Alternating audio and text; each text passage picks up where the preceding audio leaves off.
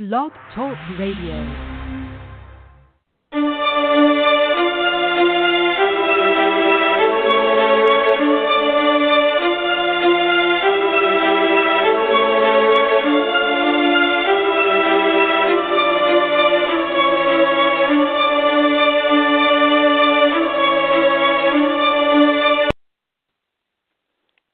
You are now listening to the sound of the shofar blowing.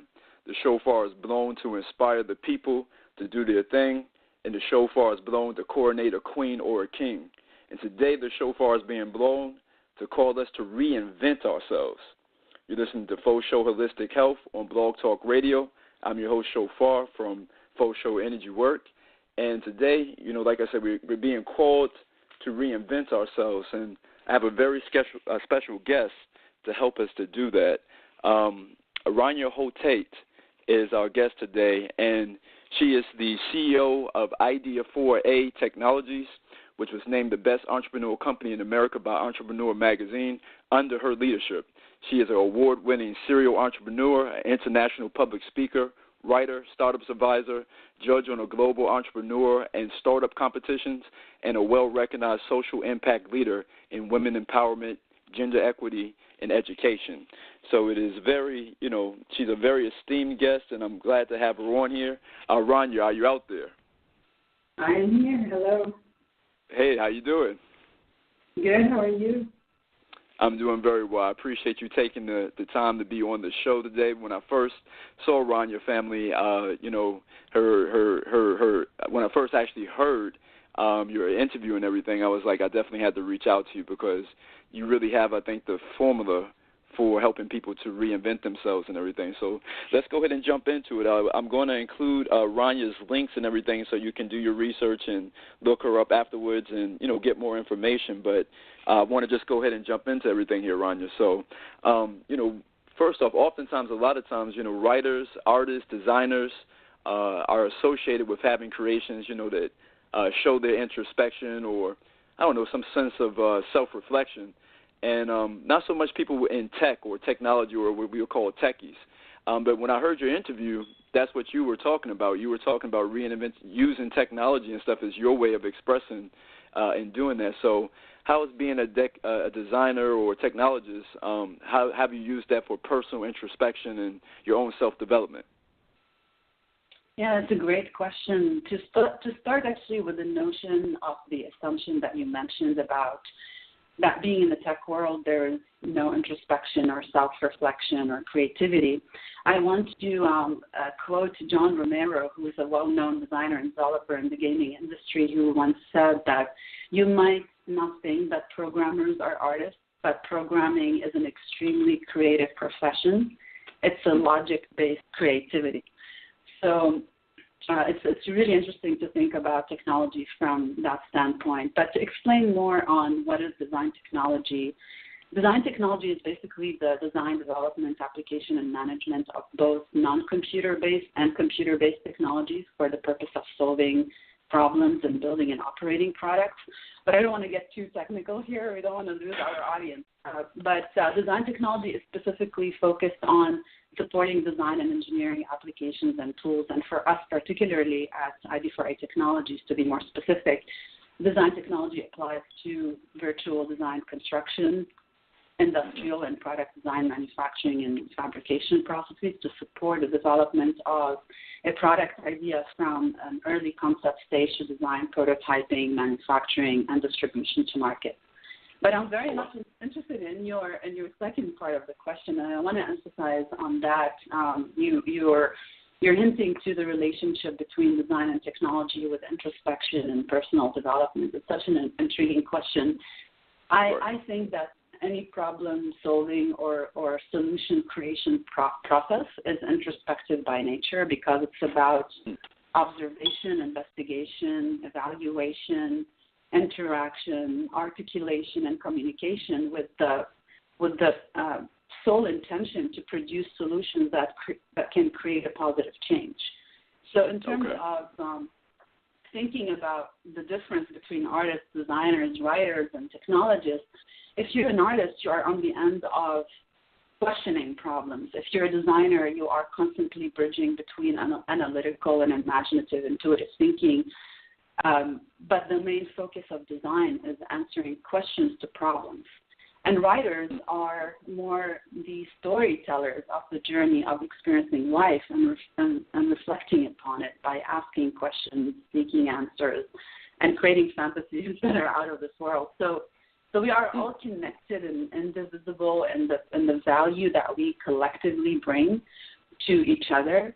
But that's also the same thing with technologists. Although they are associated with more of the logical, mathematical end, that's still, as I mentioned earlier, is still a logic-based creativity. And back to design and technology, from that standpoint, most consumers don't really have a deep understanding of technology capabilities, and I'm talking here from an industry expertise standpoint. But because design is more of a human-centered approach to problem solving, when design is integrated with technology, it reconciles the alienation and it gets people more in touch with the context of the problem that a solution is solving for them. So what we need to understand here is that we can only design solutions for people that we have a deep and detailed knowledge of their needs. Also, building great solutions in terms of technology, it requires a deep understanding of technology and tools and the reason people will adopt such activities. So from our experience, for example, sometimes when we solve a problem, our solution completely eliminates existing workflows, activities, and tasks with a whole new process. That's, of course, much better than the existing one. But in many cases, we encounter people who only know their way of doing things, while we know that we have a broader perspective across many consumers' processes and a deeper understanding of technology capabilities. So an individual customer does not have our aggregated view of the larger market problem across multiple customers and a deep understanding of technology. Why I'm mentioning all this is because it directly applies to us individually with the exact same thinking process. We can't solve our problems without an aggregated view of the larger picture of our life. We can't solve our own problems without having a deep understanding of who we are, of who other people are. Also, if we don't have a detailed knowledge of our own needs and capabilities. So again, creating solutions and making change requires us as individuals to step out of the comfort zone of what we are used to, what we already know, and being courageous to eliminate habits and behaviors and patterns and actions that don't serve us, and being able and open to replace them with completely new mindsets and behaviors. So I hope I was able to close that gap between where we started and where we are. Oh, definitely. I mean, that's what you do, you know. So I mean, that's why you got invited out to the White House to talk, because that's what you do. So no, you did it very well. So hopefully people follow it. What I heard you say, what I took away from it was that the design aspect of it basically puts that human touch to it, and then from there you have to have a deep understanding, like with your clients and everything that come to you, the different companies that come to you. You have to have a deep understanding of their needs in order to be able to come up with a solution, and then have that designer touch, whatever that puts the human touch to the technology. So. That's and as you said, that relates to like the family out there that's listening. The same thing in our own personal lives. We the same deep understanding of ourselves, that same deep understanding of our introspection of ourselves in order to reinvent ourselves, or in order to design things. Correct? Absolutely, 100%. Our lives are a piece of art, so we need to keep that in mind. No, it's all good. No. Well, you know what, and Rania, it brings me to another point here. You know, when I was in high school, I took an electronics Votech class, and I did like electronics, robotic programming, worked with fiber optics, holograms, and then of course, what I do now has nothing whatsoever to do with that. But what I can say from that is that it kind of sparked or honed something in myself, like a process for that I think is priceless, and that was that it kind of sparked like curiosity and wonderment, and based on your social impact work in education, in education and in bringing design and technological education to schools and stuff. Why do you think it's important to support children's like curiosity? And this is such a great question. I'm so excited to talk about this. I can't even describe it. I think specifically because this topic is often ignored. But if we just look at the world around us, almost everything you see was created by someone's curiosity. Henry Ford wondered what it would be like to be able to travel distances faster, so he invented the car, or at the time, the motor vehicle. Thomas Edison wondered what it's like to be able to see well in the dark without the use of candles, so he invented the light bulb. And so on and so forth. We can talk about endless inventions that happened from that place of curiosity and wonderment and imagination. Those are just to name a few examples. But your question really opens up a very important discussion on our psychological and behavioral evolution as human beings from early childhood into adulthood. Eleanor Roosevelt once said, and I quote, "I think at a child's birth, if a mother could ask a fairy godmother to endow it with the most useful gift, that gift would be curiosity."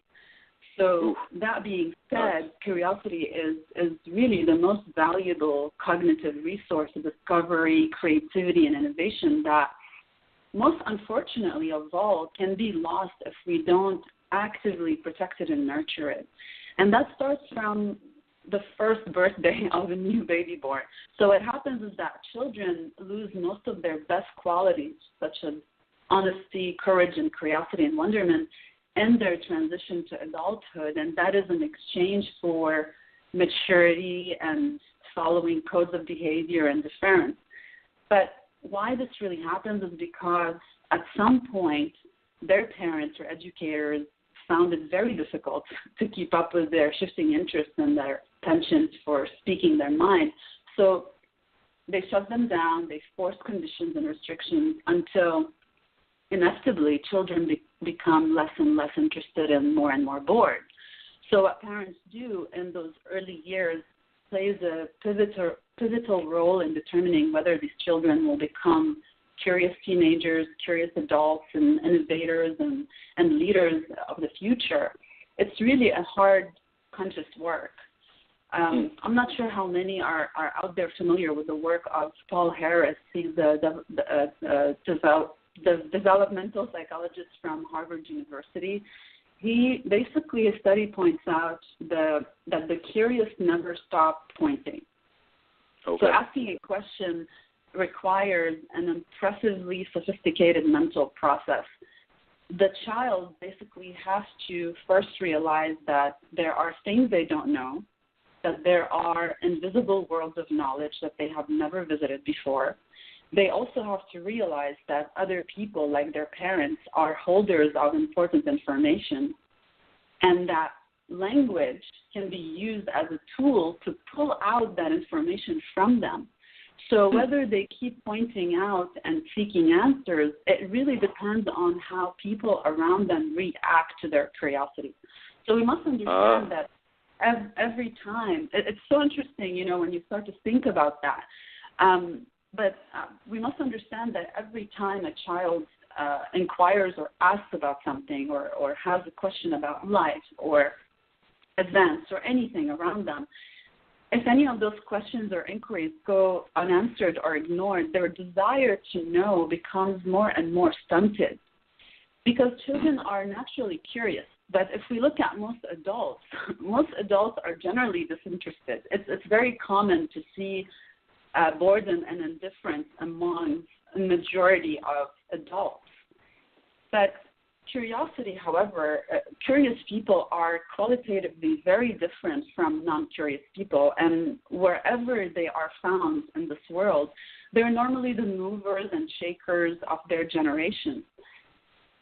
simply because curiosity is really a characteristic of vigorous and zestful intellect. All that it requires is that bizarre thirst for knowledge, whether it's articulate or not, and regardless of age, it doesn't matter. But the conclusion to all this and what we can learn as adults is that asking questions is central to being a child, but being able to protect that child within ourselves as we grow into adults is central for us to live expansively in a continuous cognitive development. And I want to refer to Albert Einstein because I think that's something that a lot of people would enjoy.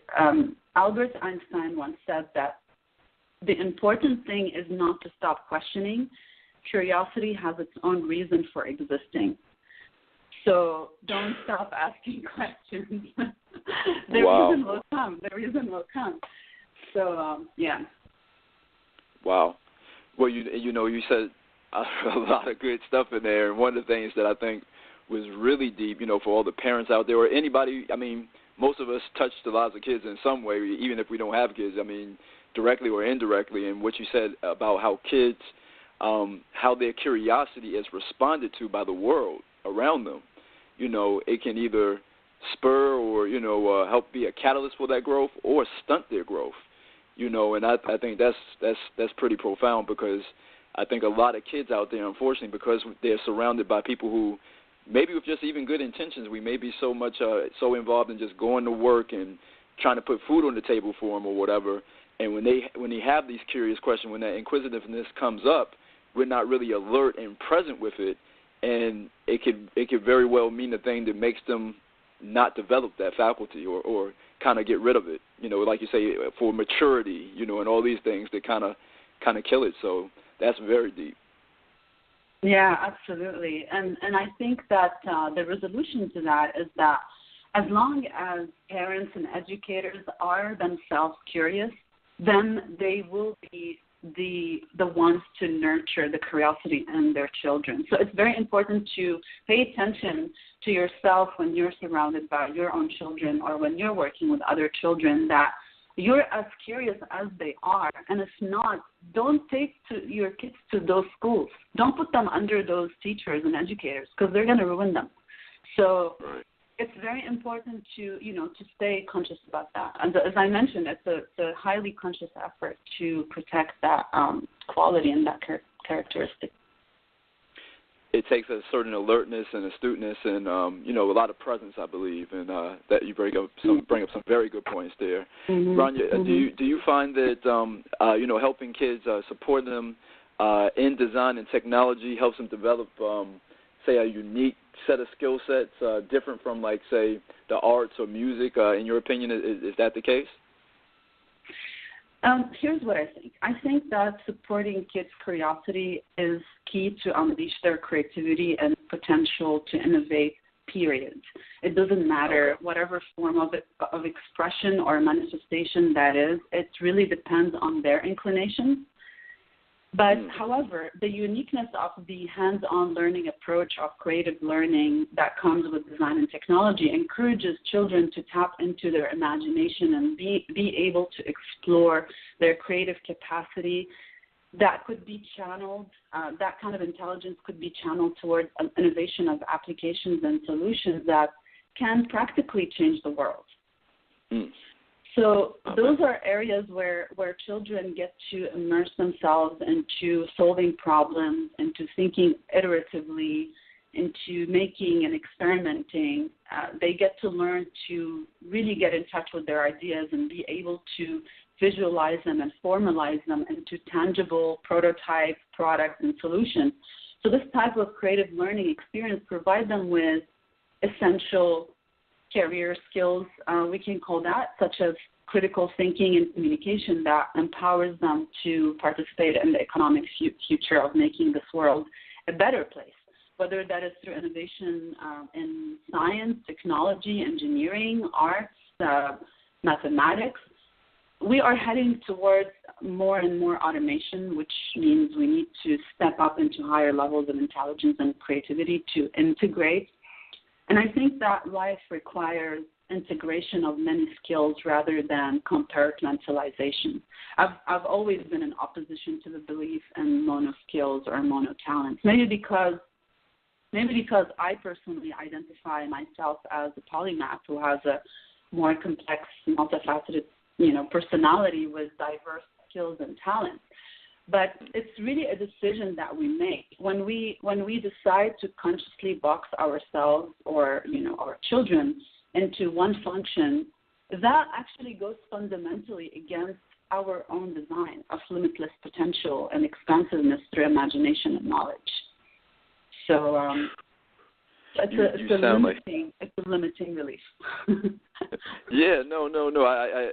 I think you sound like you remind me of, I don't know if you ever saw that movie Limitless, but of course, this society is always about us popping pills or something and taking the pill. And so the guy, anyway, he takes the pill and he's limitless now. His mind is open to all these different things. But that's basically what I'm hearing you say there, is that we have to keep that curiosity and that wonderment about things in order to stay in that creative process, and it doesn't matter, whether it's the arts or whether it's this or that, or technology or whatever. The children, the main ingredient is that kind of wonderment for things, and then you can kind of pick the two that you want to express yourself with.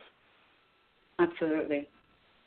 Very good. Yes, because the source is the same. The source is the same. It's our limitless potential to create, to innovate, to imagine, to think. So it cannot be limited. It cannot be limited within conformities. It just has to be channeled properly based on our inclinations, I believe. I agree. Well, you know what? Time goes fast with everything. We're right at about the 7-minute mark right now. So I know me and you had talked beforehand, and we had we had kind of come up with some good questions and everything. But I want to leave the family with because you're very successful, and I know from what you've already shared and everything that you have a lot of things that if people really listen, it can really affect them. So in closing out, what would you say are some key ways that the family out there listening can reinvent themselves just in their personal or everyday life? Yes, sure.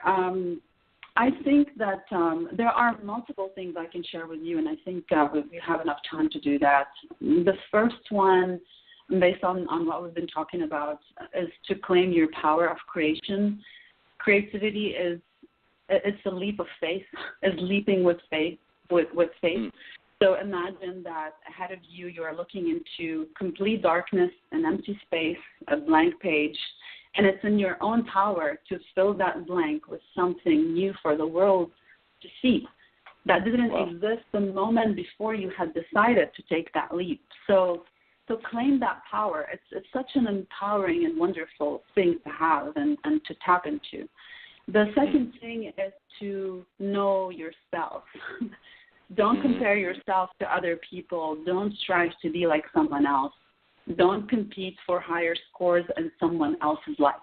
Each one of us is on their own journey, and we're born with our own purpose. So respect people for the incredible beings that they are and for the inspiring work that they do out there. But you need to focus on comparing yourself to your earlier self. That is in constant evolution. So focus your attention on knowing who you are based on again, what we talked about before. You cannot solve anything in your life or create anything of your life if you're not in deep knowledge of the self.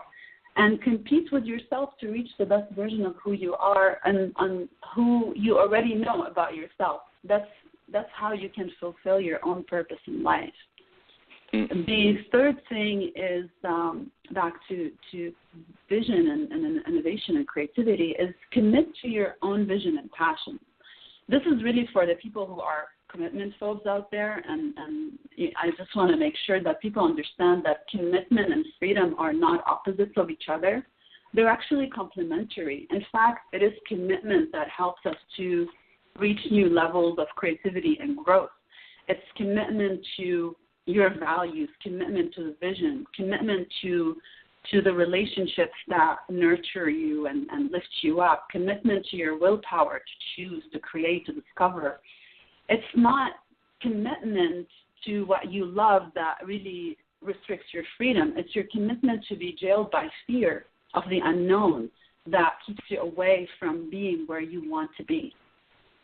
The fourth thing is that I find to be very also empowering is to be able to master resilience.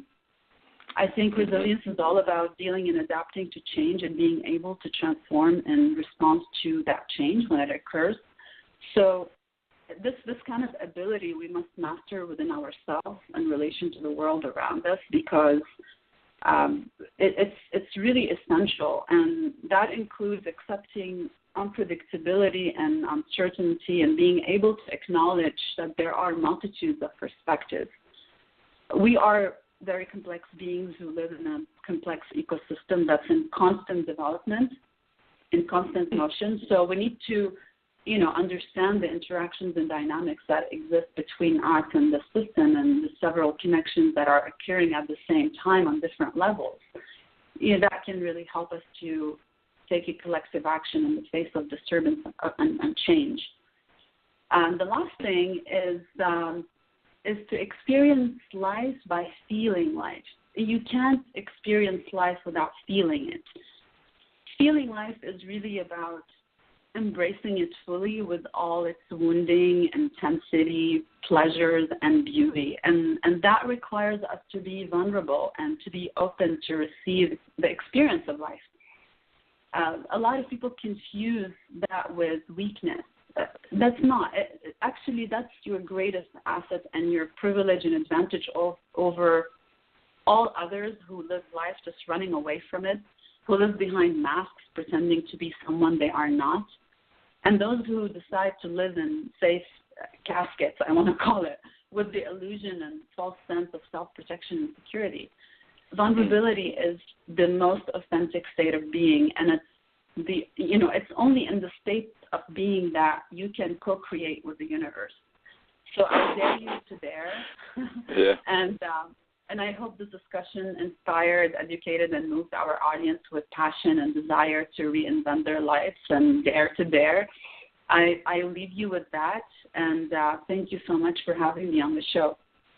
Oh, no question. If it didn't, Rania, they need to check their pulse. So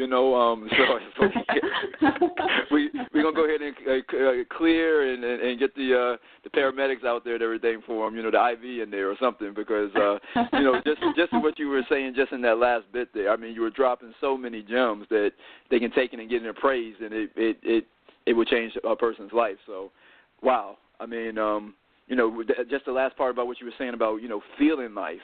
And really allowing yourself to be open to it and vulnerable to it. Feel it. Wow. Yeah, absolutely. If you just talk to yourself about it, just say that to yourself. It feels so good. You have to be here with the passion, with drive. Otherwise, it's a waste of life. It's really a waste of a beautiful creation that we are. We're so unique. Each one of us is a piece of art that didn't exist before. There is no identical piece like each one of us. So imagine what a waste of life if you don't really own that uniqueness and live life with passion. I don't want to go on and on. I know. No. We can go You're on fine, and I know, it's quite a bit of a maneuver and everything to get you on here the first time, but I mean, we didn't even get into all the work that you do with women and empowerment there. So I somewhere down the road in the next few months or something, I'd love to reach back out to you, have you back on about that topic. But again, Rania, thank you so much for being on the show. Thank you so much, and it was a pleasure to be with you today. Thank you. Oh, no question. And family, I'm going to put all her information about her website and everything. It'll be in the links and everything. Or you can just contact me if you want to reach out to her and find out more information. Again, family, thank you for tuning in. This is Faux Show Holistic Health on Blog Talk Radio. And I'm your host, Shofar from Faux Show Energy Work. And keep shining, y'all. Peace.